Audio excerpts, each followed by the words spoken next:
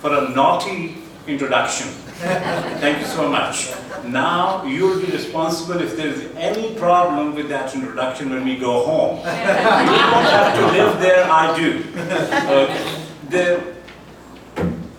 This book that we are reviewing today, some of you might have read the actual letters in Urdu. May I ask a show of hands if anybody has read some of these letters online or? Good. So you are familiar with the actual Urdu original writing. I am, however, not going to go there. My role today, my promise to Shahid was that I'm not going to talk about the content of the letter, the quality of the letters, the debate about, as Shahid says, about the divine interventions and Khalid's secular approach and all that. There are speakers coming after me. They will certainly shed better light on that. What I'm going to do, I'm only going to talk about the Mashraf's rendition of this book in English. So my total focus will remain on the actual quality of translation, the way it is supposed to be, the criteria for translation, if there is one, and I will leave everything else about the content of the letters and that discussion to Dr. Suhail, to Naeem Ashraf, and the speakers who come after me. Regarding translations, many of you must have, can I take this out here? Many of you must have heard about the famous Lawrence of Arabia. Now, very few people know that Lawrence of Arabia was also a great translator. He translated Homer's Odyssey. And after 500 lines of the 12,000 lines that he was supposed to translate, he said, to hell with it. It is baffling to translate Homer. Although, being Lawrence of Arabia, he did not give up. He eventually did complete 12,000 lines. But the way he said that he was baffled by it, I could relate to the difficulty that Naeem Ashraf must have had, because the bafflement of Lawrence of Arabia did not come because he could not literally translate. It came because it is extremely difficult to, as Khalid also said, to translate fiction, to translate poetry, to translate nuances, and to translate feelings. That is the major challenge that any translator faces. Now, believe me, I'm not comparing comparing Naeem Ashraf with Lawrence of Arabia.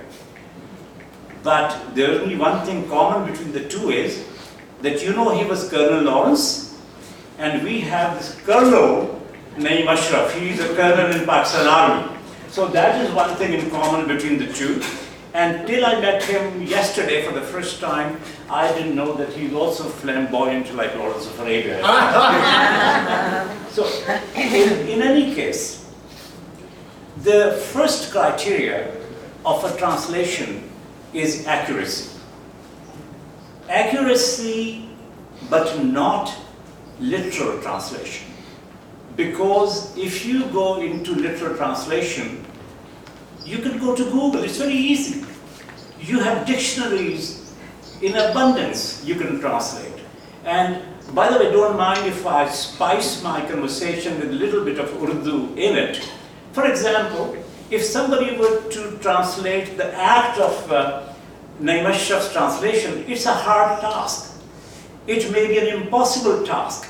In Urdu, they will say something like, Lohe ke chane chabana. But can we imagine if it were to be literally translated in English? What it would say? Chewing iron chickpeas? Is that the translation you want to see? There was, I don't know if Naeem Ashraf is familiar or not, but in literal translation from Urdu to English, in Pakistan, in Lahore, coffee house, there used to be a character. And I think Munir Parvez may know that character because Intizar Hussain has written about him. He's been written a lot about. He used to translate literal translations of couplets. And I want to give you an example of what not or how not to translate before I come to how to translate.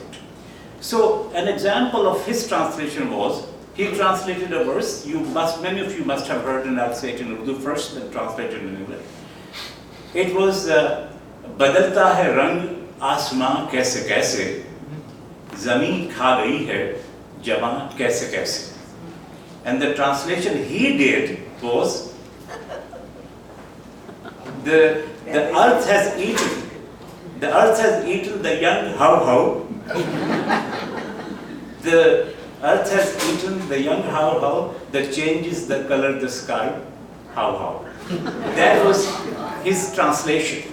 The thing is, but the art of translation is that you should translate in a way that you should feel it is not translated.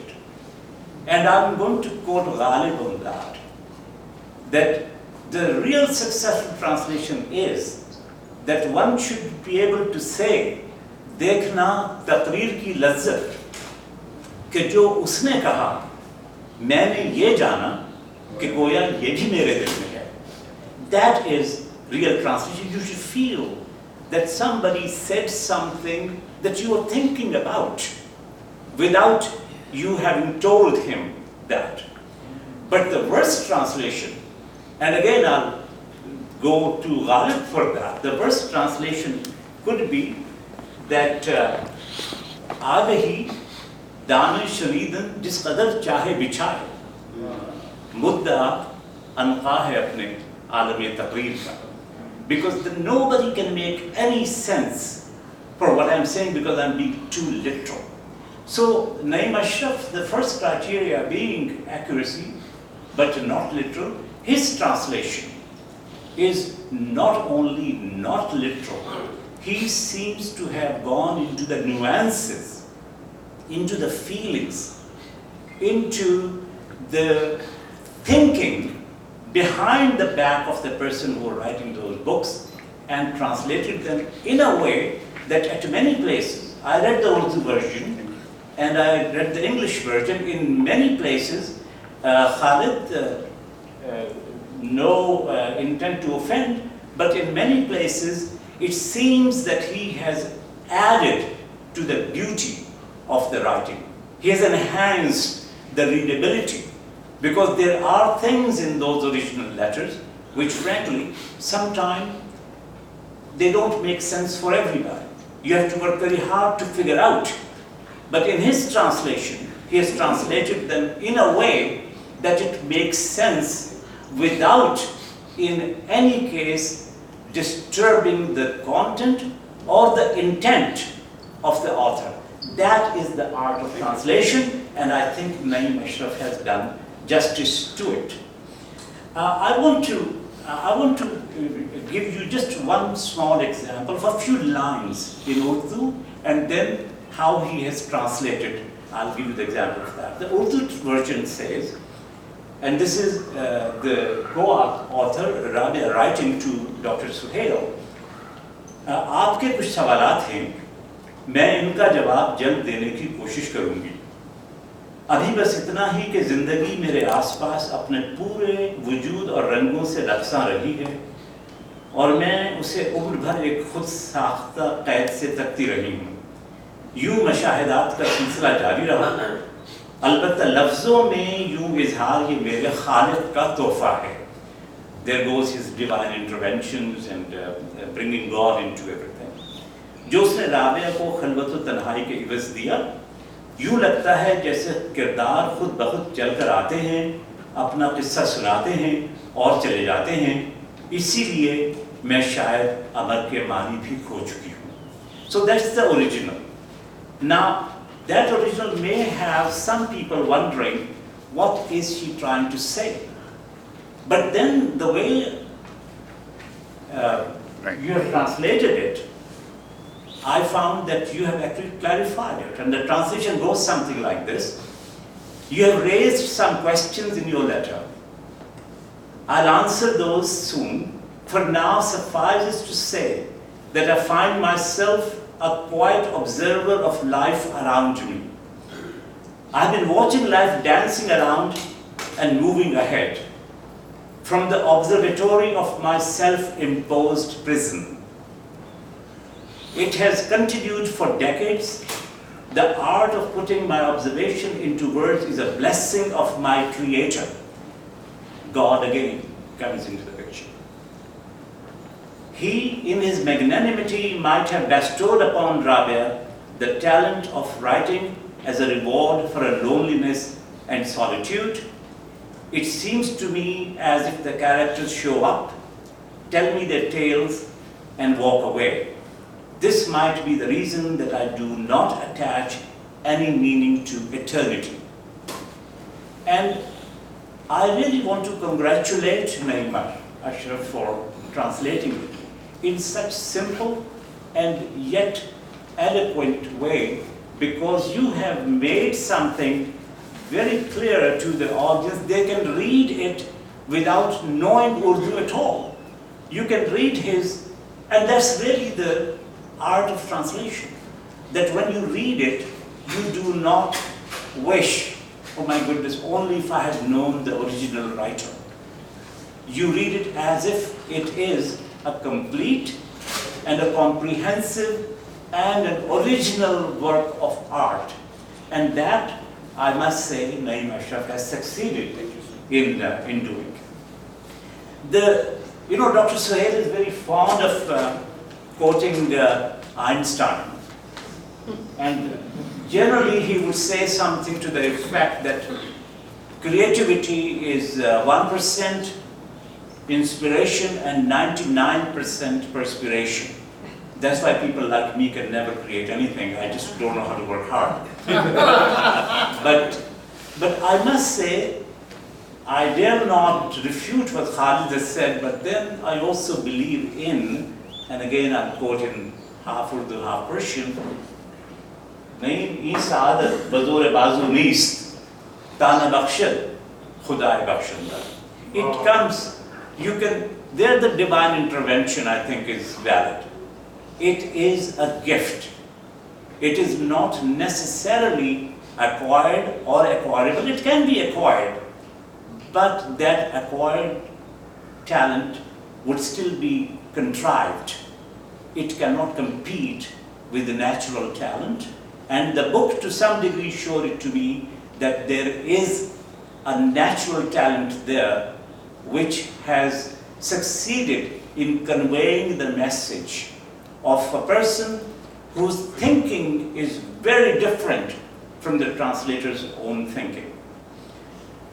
The art of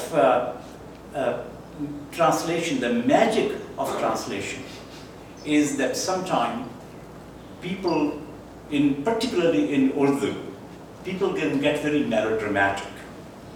I don't know, some of you may remember, but there used to be magazines in Pakistan called Zebun Nisa and Hur. If you have read those magazines, you know what melodramatic writing means.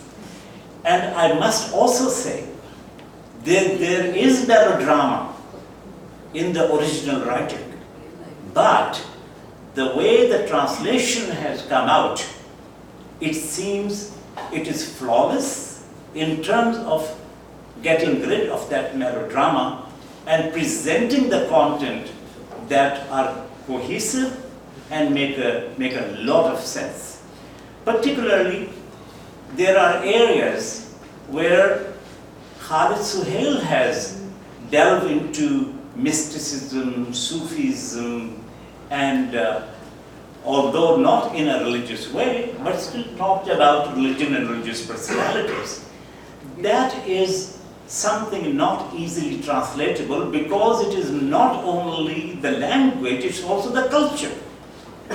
Religious affiliations are like ghazal, they're very difficult to translate. And again, I'm going to give you an example of Khalid Suhail's writing that Naeem Ashraf has translated. And in that Khalid has said, and I'm quoting Khalid Suhail now, to Dervish, Rabia's name holds not only a magnetic attraction but a great mystery. Rabia is not just the name of a woman, it is a title assigned to an extraordinary personality as well as tradition.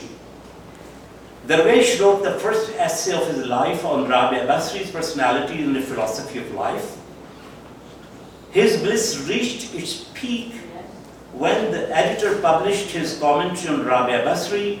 A similar happiness was felt when Dervish received Rabia's letter this evening. Dervish received Rabia's letter not only in the evening of the day, but also in the evening of his life.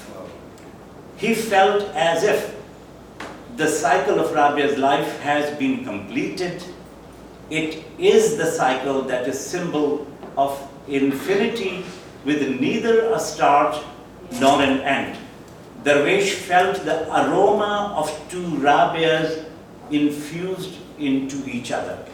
I'm not going to be talking about the suggestiveness of this phrase, but this is how Naeem has translated Khalid's original version, which may be different to some degree how it appears in the original. But what I have read, I doubt very much if the strictly English-speaking audience or not Urdu understanding audience, they would feel that it is a complete paragraph, it makes sense, it conveys the message that Dr. Khalid Suhail was trying to convey, thanks to Naeem Ashraf. Another area where I just want to briefly talk about is that, and it is almost like switching gears, that many people, particularly parents of Muslim community, Pakistani community, they feel that Urdu is on its last legs, dying language if it's already not dead. And they may be right